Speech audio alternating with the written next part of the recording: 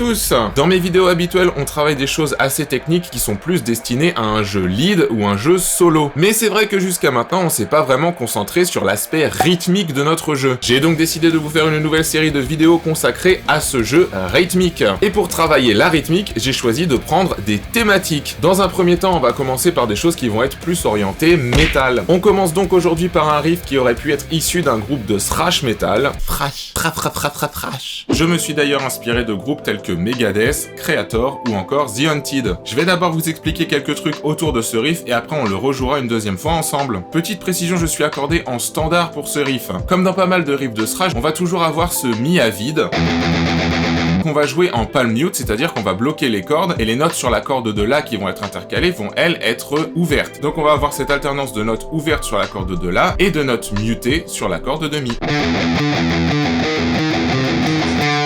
Les notes sur la corde de La sont basées sur ce même schéma. On a ta ta ta ta ta ta ta ta ta ta. Sur la deuxième mesure, on va jouer.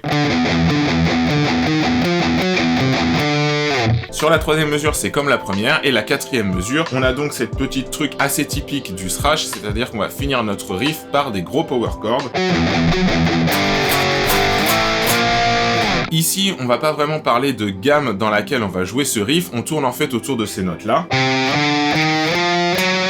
Donc il n'y a pas vraiment de gamme dominante. Vous noterez que moi je joue tout en aller-retour, c'est-à-dire que je vais être obligé du coup d'avoir des fois des coups vers le bas sur la corde de La, des fois des coups vers le haut. Si vous êtes un fan de James Hetfield, et ben lui par exemple, il ferait tout avec des coups et uniquement vers le bas. Comme ça.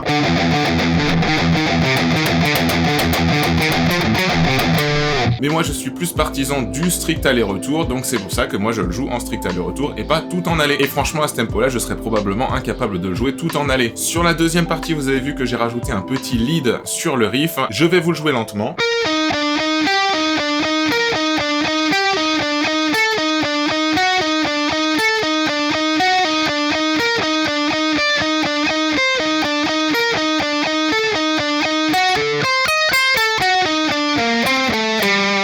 Il est basé autour de sol mineur harmonique.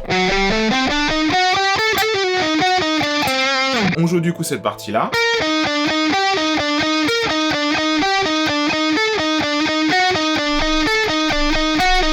Attention là, il y a des sauts de cordes.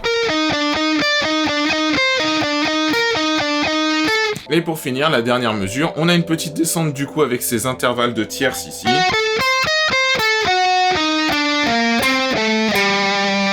Et voilà. Alors attention, le tempo est très soutenu puisqu'on est en 120 BPM. Et on va le rejouer ensemble. C'est parti!